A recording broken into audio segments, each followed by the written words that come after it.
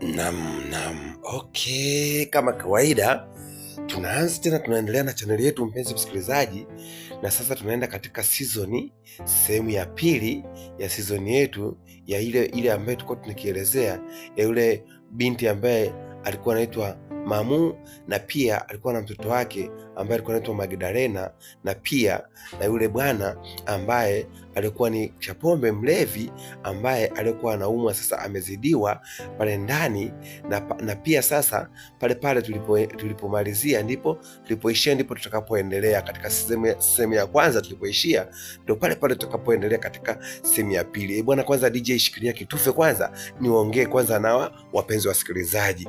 Bwana, kabla hatujaendelea, kwanza ungefanya jambo la kiungwana.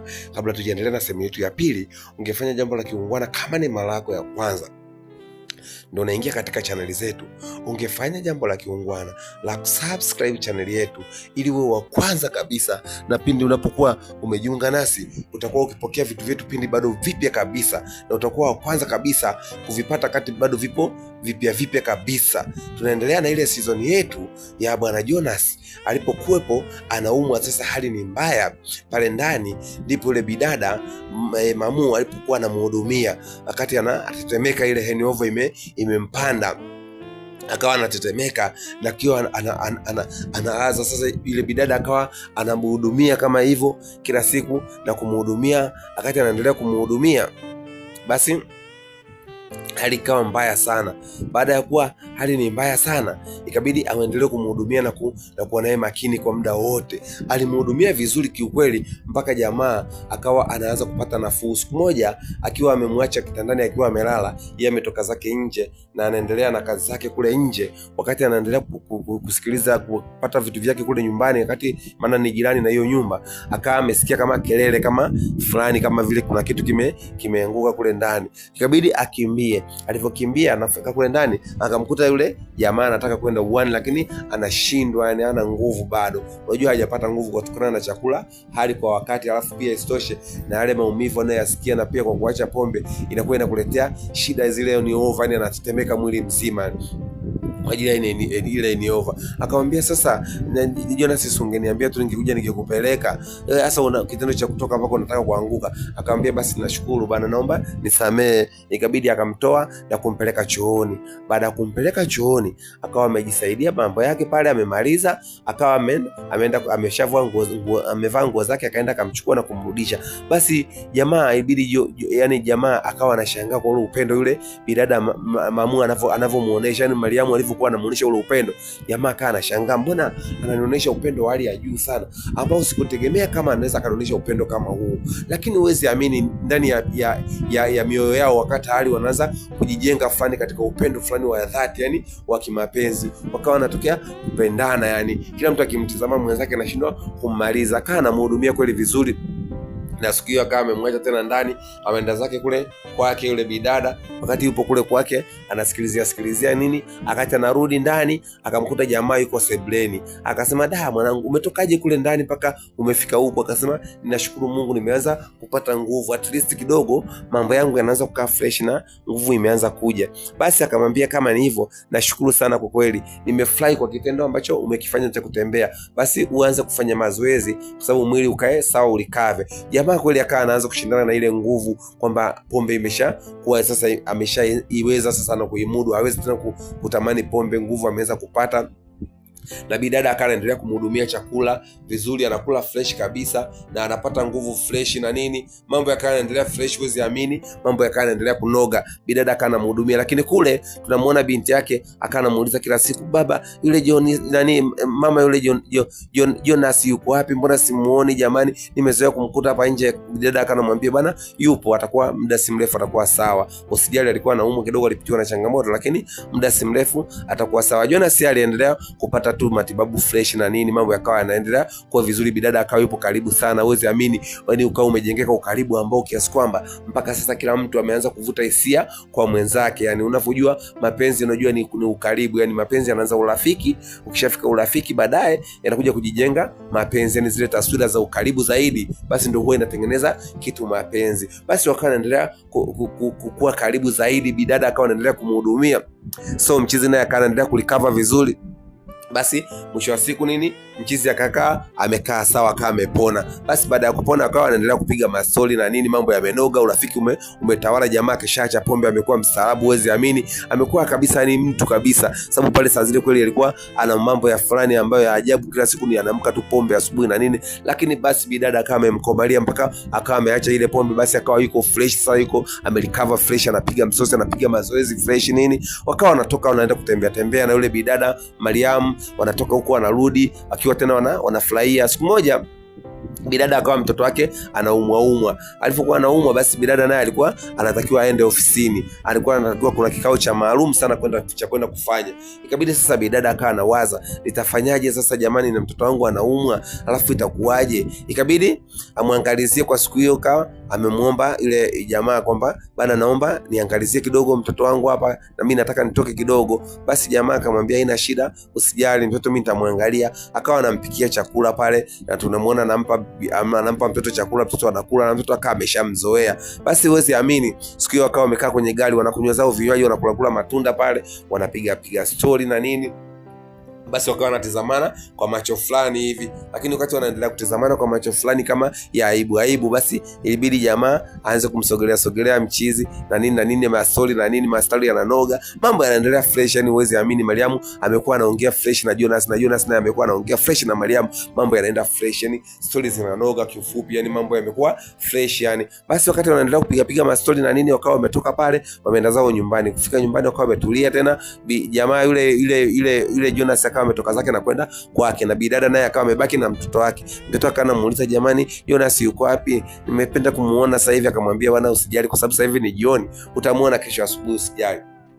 Basi kesho asubuhi palipokucha, bidada akawa anatoka na mtoto wake Magdalena alipofika, akafika pale, akasimama kwenye gari, akamuita Jonas akawa ametoka. Alipotoka akawa amemuona, amefly, ameenjoy. Akamwambia nenda kasome fresh nini, umepona? Akasema bado najisikia vibaya, lakini ngoja tu niende. Basi akawa ameenda kazini. Alipompeleka shule, yule bidada alipompeleka shuleni, naye akaenda zake kazini, akafanya mishe zake. Baada ya kurudi, akaja akafika kwanza kwenda kumuona jamaa, vipi unaendeleaje? Jonas akasema bwana mimi niko fresh sasa hivi, namshukuru Mungu, mambo yanaendelea fresh, huwezi amini, mambo yamekuwa fresh. Basi akasema kama vipi jioni tunaweza tukatoka tukaenda kupiga story mahali. Akasema haina shida. Basi wakawa wametoka zao, wameka viti, wamekaa wanapiga story, wanakula zao vitunda na nini, huku anaendelea kuangaliana kwa macho fulani ya uwizi. Kila mtu huwezi amini ameshaanza kumpenda mwenzake, lakini mtu wa kwanza ndo anakuwa anashindwa, lakini kila mtu ameshavutiwa na hisia za mwenzake na kila mtu ameanza kumpenda mwenzake. Mara ghafla kidogo ikabidi jamaa akamwambia yule bidada, akamwambia bana Mariam, huwezi amini bana, mimi kiukweli bana nimeshindwa kuvumilia sasa hivi, huwezi amini mimi nakupenda, ninahitaji kuwa wako na uwe mpenzi wangu yani. Naye bidada naye hakuchelewa yani, akasema hata mimi mwenyewe nilikuwa nakupenda, nilikuwa nasubiri tu uanze tu kuniambia yani wewe tu uanze yani, sasa kama umeshaanza na mimi mwenyewe nakupenda yani. Basi kusogeleana kidogo, wakatizamana kwa macho ya mahaba, kisha wakaanza kunyonyana mate. Mwanangu, mtoto anataka kubanguliwa jamani, mtoto ameiva kabisa, anataka kubanguliwa. Wakala na mate, kula juisi, walikula juisi kikombe kama 7 hivi. Baada ya kupiga vikombe kama 7 vya juisi, basi kila mtu akawa ameshiba. Ikabidi wakatoka pale, wakaenda kuvunja amri ya 6 katika kitanda cha 6 kwa 6, wakiwa wapenzi sasa, wameshapendana, wakabanganywana. Baada ya kumbanganyua sasa, Mariamu akawa sasa ameshampenda kidhati yani kabisa, kwamba yani ameshaona sasa ameshapata baba yake na Magdalena. Basi baada ya hapo mastori yakawa yanaendelea. Basi siku hiyo tunaona yule shemeji yake pamoja na kaka yake wamerudi ile safari yao baada ya ule mwezi mmoja kuisha. Walivyorudi wakaja wakafika pale, wakasema bwana, kiukweli mimi nashukuru sana brother mdogo wangu kwa kunilindia nyumba yangu mpaka nimerudi, nyumba yangu imekuwa salama, nimefurahi sana kwa kweli, nakushukuru sana Mungu kwa amekujalia kwa kuwa mmekuwa mlinzi bora wa nyumba yangu na mpaka nimerudi. Na vipi kuhusu sasa mishe yako bana? Ikabidi sasa Jonas aseme tu ukweli, ule ukweli wa Mwenyezi Mungu. Akamwambia bana, Blaza, kiukweli bana mimi nilikuficha tu, lakini ukweli ni huu hapa. Mimi bana katika ulevi wangu nilipokuwa nalewa na kunywa mapombe na nini, mimi bana ni kweli nilifukuzwa kazi. Siku hiyo nimejikuta nimelewa, baada ya kulewa nikaenda kazini saa 11 jioni, mimi nikijua ni asubuhi. Nimefika pale nakutana na bosi akiwepo ofisini. Nilipofika nikamsalimia bosi za asubuhi. Bosi akaniangalia, akaniambia saizi ni saa ngapi? Uangalia saa yako. Nikaangalia saa, kumbe mkononi sina saa.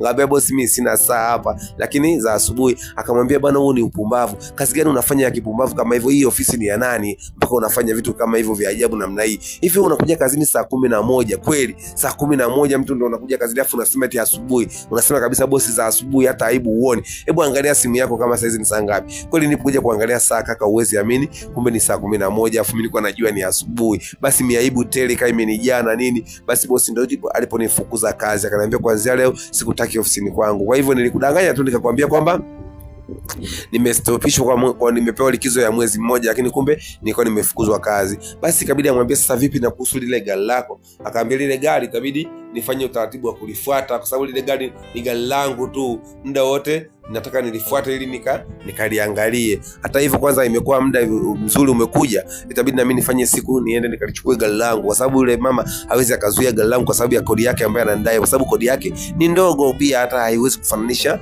na gari langu. Thamani ya gari yangu ni kubwa kuliko kodi yake. Hivyo nitaenda kuchukua gari langu, nitamwambia acha nifanye kazi nikurudishie pesa yako, maana mimi siwezi kutoroka, na pia nitamleta hapa nyumbani ili apafahamu, ili akujue. Basi kweli jamaa alienda mpaka kwa yule dada, yule mama anayemdai kodi ya nyumba. Akamwambia bana, nimekuja kufuata gari langu. Akamwambia uweze ukachukua gari lako mpaka ulipe pesa zangu.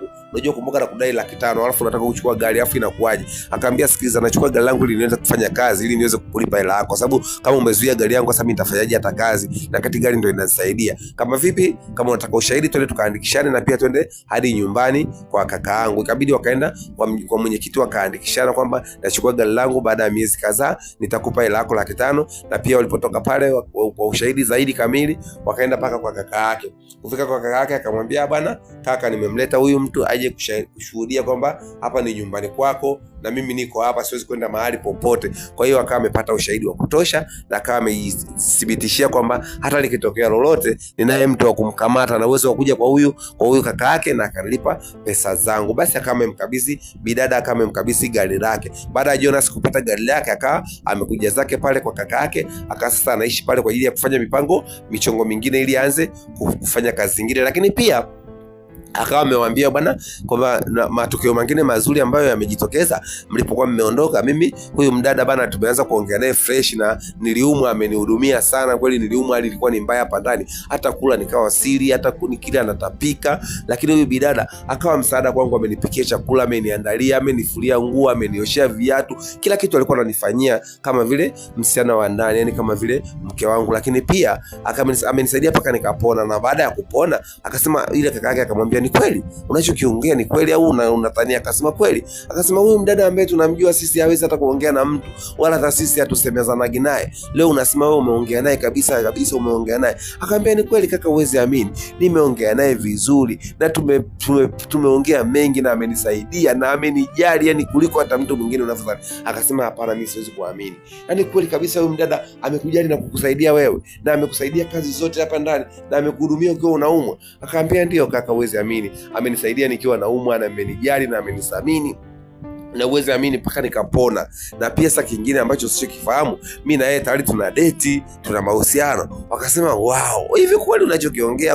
Akamwambia ni kweli, hauwezi amini kakaangu, kweli mimi na huyu Mamu sasa hivi tuna date. Kwa hiyo Mariam sasa hivi ni mke wangu, yani mchumba wangu, na huyu mtoto wake ambaye ni Magdalena sasa hivi ananiita baba. Uwezi amini, mimi nimeshachukua nafasi ya kama baba kwa Magdalena. Basi blaza alifurahi sana, akasema kwa kweli mimi hicho kitendo hata siamini. Uwezi amini kabisa, ni mimi kweli na mtu ambaye tulikuwa tuongee naye. Basi kama kweli, hebu nithibitishie kama kweli ni mchumba wako sasa hivi, ni mpenzi wako, basi naomba umwalike tupate dina kwa pamoja leo, pamoja tupate chakula kwa pamoja.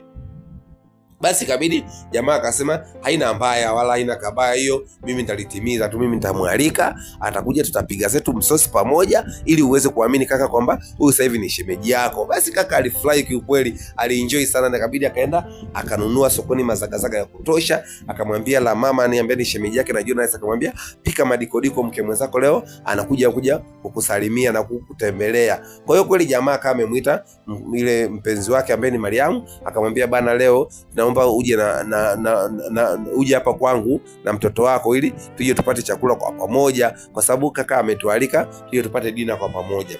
Hivyo nitafurahi sana kama utakuja kujumuika nasi tupate chakula kwa pamoja. Basi yule bidada hakubisha, akamwambia basi haina shida, ngoja mimi nikienda kwenye kazi zangu nifanye kazi zangu chapchapu, ili nikimaliza nije nijiandae ili kwa ajili ya kuja kupata dina kwa pamoja na mke mwenzangu ambaye na shemeji yangu. Akamwambia haina shida, watafurahi sana kwa sababu wamekualika tuje tupate dina kwa pamoja. Basi so mchizi akawa ameondoka na kwenda kumwambia kaka yake, bana nimeshamwambia amekubali. Hivyo kule atakuja? Akamwambia ndio, atakuja leo na tutakula dina kwa pamoja. Kweli Mariamu hakuwa na iana, akafanya kazi zake kuchapuchapu. Baada ya kumaliza, Mariamu akawa ameenda nyumbani akajiandaa, na pia akamwandaa mtoto wake ambaye ni Magdalena. So wakawa wanajongea ile mida ya misosi nini, wanasogea pale mida ya jioni ili wapate dina kwa pamoja. Basi mambo yakawa kweli yamenoga, wakafika pamoja pale, kafika muda wakaingia ndani, wakaanza kupata msosi pamoja. Baada ya kupata msosi, wakati wamemaliza sasa kula pale, yule bidada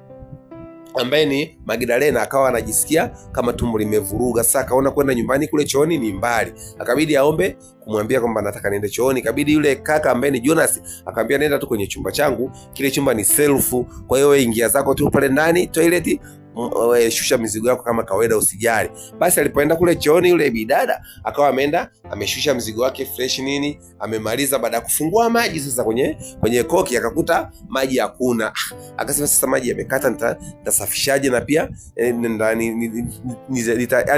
nitajisafisha vipi na kati maji hakuna? Ikabidi aanze kutafuta tishu, kaangalia tishu naye pale hakuna. Sasa akati anafungua zile draw ili atafute tishu, mara ghafla ndipo alipoona kile kinani, yani ile wallet ambaye ni ya mume wake. Alipofungua katika moja ya wallet moja ya drawer, akakuta ile wallet. Baada ya kuiangalia wallet akasema mbona hii wallet kama naijua. Kweli kuiangalia ni vizuri, alivyoiangalia vizuri kumbe ni ya mume wake. Baada akasema mbona hii wallet kama ni ya mume wangu. Ikabidi afunue ndani, kweli kufunua akakuta ile picha ya mume wake.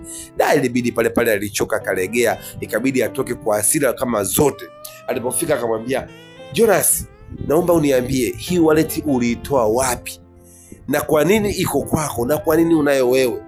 Ilibidi pale Jonas pale akashikwa na butwana pale akamwangukia tu na kupiga magoti. Wakina kaka na shemeji yake wakiwa na shangaa, akapiga magoti na kumwambia naomba nisamee, yani huwezi amini, nisamee. Akamwambia unalijua ili kwa muda gani? Kumbe wewe ndio ulimgonga mume wangu na kufikia umauti wake. Kumbe wewe ndio ulimua mume wangu siku ile afu kakimbia. Kwa kweli yake Mungu siamini kama unaweza kunifanyia mambo kama siamini. Akamwambia ni kweli mimi nilimgonga, nilikuwa sifahamu kama ni mume wako, na pia ili kitu nimekuja kujua siku ile baada ya kuniambia ndio nikaja nikajua kwamba wewe ndio ile niliyemgonga siku ile, kumbe alikuwa ni mume wako na akawa amepoteza maisha. Kwa nini hukumsaidia mume wangu wewe? Kumbe ndio ulimua mume wangu afu unakuja unaishi na mimi. Kwa nini umenifanyia vitu kama hivi? Kwa nini unanifanyia vitu vikubwa kama hivi? Nilikukosea nini mimi mpaka unanifanyia hivi? Kuniulia my husband wangu, afu pia ukajikausha ukajifanya kama sio, na pia ukaja kwenye maisha yangu, na pia ukaniteka mpaka nimekuja kuwa mpenzi wako. Yani hivi kweli kwa nini umenifanyia vitu kama hivyo? Kweli yake Mungu sijapenda. Umenifanyia vitu vibaya mimi ambavyo havijanifurahisha kabisa. Yani mimi mpaka umekuja umenibanganyua, kumbe umeshamua mume wangu, kumbe ulifanya haya kwa makusudi kabisa ili uje unipate mimi. Akamwambia hapana bana, mimi kweli nilikuwa sifahamu chochote, sijafanya kitu kama hicho, naomba nisamee. Akamwambia siwezi kukusamee, sasa hivi nataka tuwe mwenyewe upige simu polisi waje wakukamate wakupeleke ndani. Basi ikabidi kweli mchizi hakuwa na iana wala nini, akavuta simu yake akapiga simu polisi, akamwambia polisi, ndio ni hapa nyumba fulani mtaa fulani kuna tukio limetokea hapa. Basi ikabidi polisi pale wakatimba. Baada ya kutimba wakaja wakampiga mshikaji pingu. Baada ya kumpiga pingu kati huo kaka akiwa anashangaa na pia shemeji yake akiwa anashangaa, haelewi kama anaona kama mauzauza vile. Basi ikabidi jamaa akakamatwa akapelekwa ndani.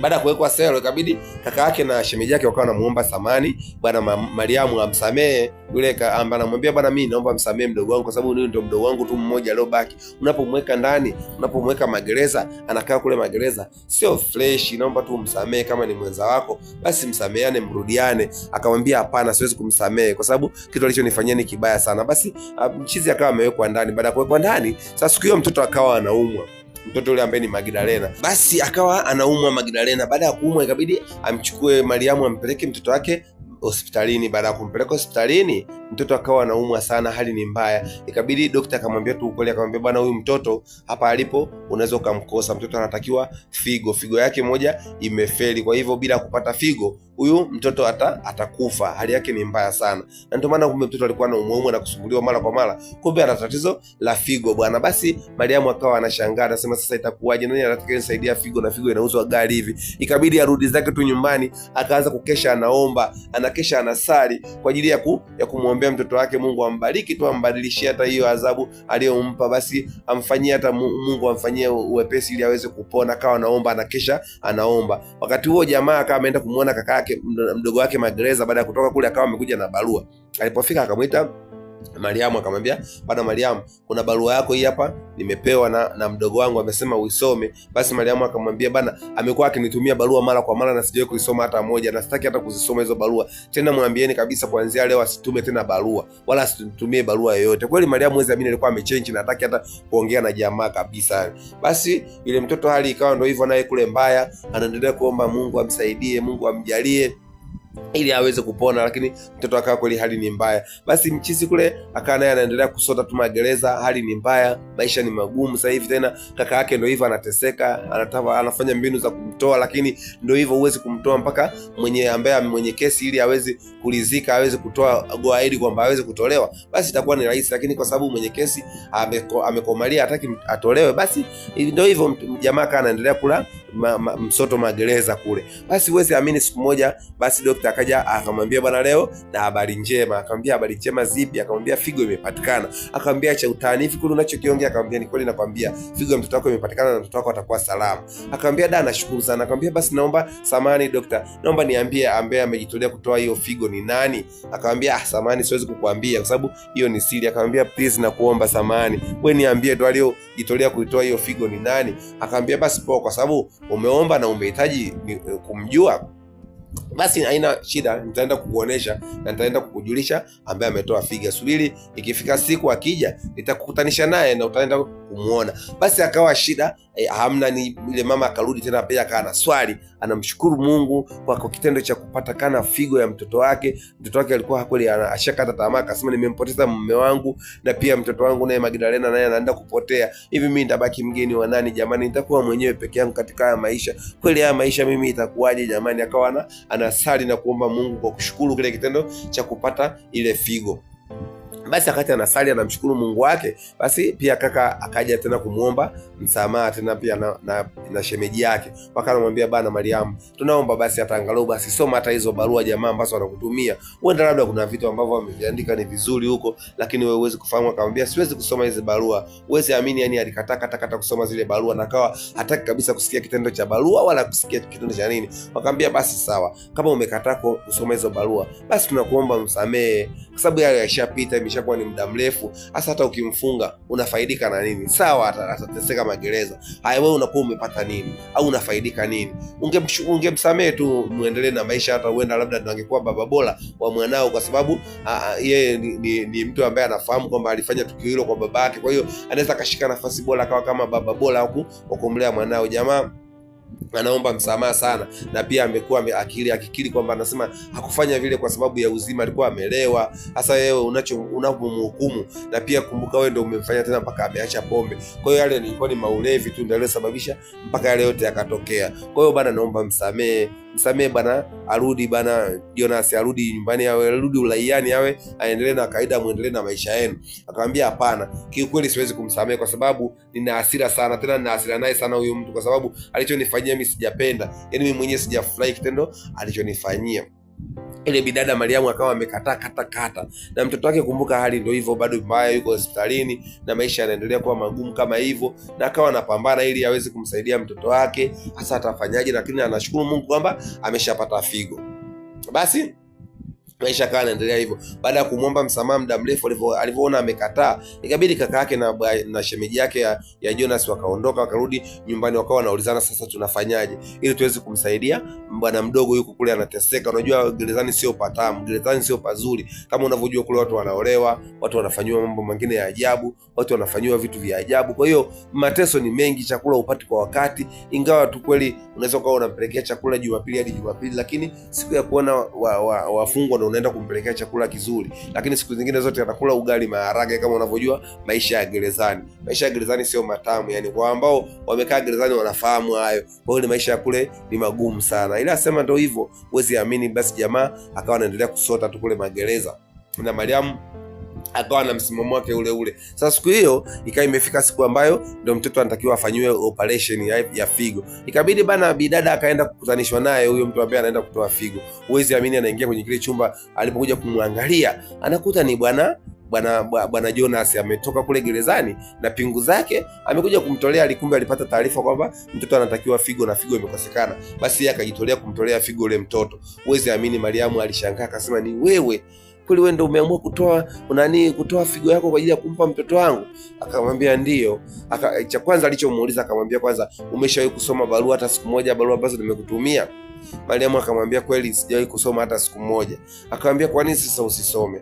Ungesoma tu hizo barua kujua kwamba ni nini ambacho nimeandika. Akamwambia, mimi ndio hivyo. Akamwambia, kweli nashukuru kwa kitendo cha kumtolea mwanangu figo, kweli umeamua kumtoa mwanangu figo. Basi Mariamu akawa anataka kulia, machozi hayatoki, akijifikiria alichomfanyia jamaa kwenda kumfunga ndani, na kati alimuua mume wake bila kutegemea, alafu akizingatia ndio huyo amekuja kujitolea kumtolea figo mtoto wake. Basi akawa na mawazo na kulia pale machozi. Basi baada alichomwambia tu jamaa Jonas, alichomwambia akamwambia, samahani Mariamu, mimi hakika nimekukosea, na kitu nilichokukosea ni kikubwa sana, hivyo nakuomba kwanza unisamehe kabla sijaenda kutoa hii figo. Naomba unisamehe, afu kingine kikubwa, naomba tu nikukisi, afu niende nikatoe figo kwa ajili ya mwanao. Basi mamu akawa anajikuta amelegea na kusogeza shingo yake taratibu, akiwa anasogeza mdomo wake kwa jamaa ili jamaa aweze kumpiga kisi. Na jamaa kweli hakuwa na iana, akawa amempiga bonge la kisi. Baada ya kumkisi pale akamla mate kidogo, afu alipomaliza kumla mate akamwambia, basi bye, ngoja mimi niende nikamtolee mwanao figo, tuombee dua Mungu atujalie tuweze kufanikiwa. Basi wakawa daktari amekuja amemuita pale, wameenda kumtoa figo. Baada ya kumaliza kumtoa figo, kaka yake akawa amekuja pale na pia na shemeji yake, na baada ya hapo, baada ya daktari kumtoa figo akawa amefanya operation, na operation imekaa sawa na nini, akawa sasa anatoka kutoa majibu. Basi akawakuta pale wakiwa wote wanafamilia wamekaa pale, ambao ni kaka yake na Jonas na pia na shemeji yake wakiwa wako pale, na pia na Mariamu mwenyewe akiwa yuko pale.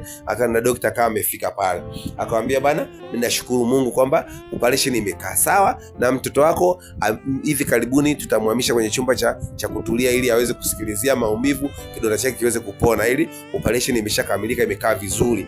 Na basi walishukuru Mungu na kila mtu akafurahi na wakaenjoy na kufurahi sana. Lakini pia bidada akauliza akasema, vipi kuhusu Jonas, vipi anaendeleaje na yeye?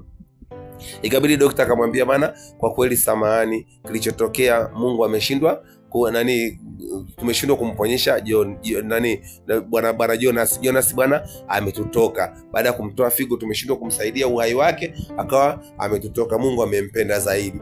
Uwezi amini, Mariamu alilia sana, yani akawa anasema, jamani, mimi na mkosi gani mimi jamani? Baba mume wangu amekufa, baba mtoto wangu, tena huyu amejitolea kumtolea mtoto wangu figo, na tena pia ndo nikanategemea kwamba nimsamehe sasa awe ndo mume wangu, tumlee mtoto wetu, lakini pia naye Mungu umemchukua. Jamani, mimi na mkosi gani jamani? Alilia sana Mariamu, alilia sana, yani alilia sana. Basi na kaka yake naye pia akawa analia, anasema, nimempoteza mdogo wangu, na mdogo wangu ndo alikuwa ndo huyo, sasa hivi nimebaki mwenyewe peke yangu. Na pia hata shemeji yake naye pia alidondosha michozi na akalia sana. Baada ya hapo basi wakawa wamerudi nyumbani. Baada ya kurudi nyumbani, wakawa wamefanya taratibu za mazishi, wakawa wamemaliza kumzika bwana Jonas, na wakampamba na maua pale kwenye mazishi, kwenye kaburi lake. Wakawa kweli wameshamuaga kabisa, wamemzika. Baada ya kumaliza kumzika, baada ya kurudi nyumbani, wakawa wameshamaliza mazishi, ikabidi wakawa sasa wamekaa wametulia zao. Ikabidi sasa Mariamu ikabidi achukue zile barua aanze kuzisoma. Alipoanza kuzisoma zile barua, akakuta ni barua ambazo zinaomba msamaha sana. Alikuwa anaomba msamaha jamaa, na kusema kwamba sijakusudia wala sijamuoa kwa kupenda mume wako, nilikuwa ni ulevi tu na nilikuwa nimelewa, naomba nisamee jamani, mpenzi wangu, naomba unisamee, tuweze kurudi kama zamani. Nitamlea huyo mtoto kama mwanangu, na nitafanya kila kitu kwa ajili yake, na pia kwako nitafanya kama mume bora, naomba unisamee mpenzi wangu. Basi mama wakati anasoma zile barua, Mariamu kwa kweli alijisikia uchungu na akawa analia, akasema kwa nini sikuzisoma hizi barua mapema? Leo kweli huyu mtu ndo amekuja kumuokoa binti yangu, na binti yangu amekuwa ni mzima kwa ajili ya figo yake, afu na pia amepoteza maisha. Labda huenda hata ningemsamee mapema, huenda labda angetoa hii figo na asingekufa. Kwa kweli yani jamani, mimi nimekosea sana. Mimi namuomba Mwenyezi Mungu tu anisamee kwa hichi kitendo ambacho nimekosea, kwa kuto kumsamee jamaa mapema. Ningemsamee mapema, basi hayo yote asingetokea. Basi mzigo wetu ndio kwa unaisha hapo. Bidada akawa anajilaumu, lakini amempoteza Jonas, na pia amemuokoa mtoto wake, na pia mume amempoteza. Kwa hiyo akawa mzigo wetu kwa umeishia hapa. Asanteni na nashukuru kwa kunisikiliza. Kama umependa, unaweza ukasubscribe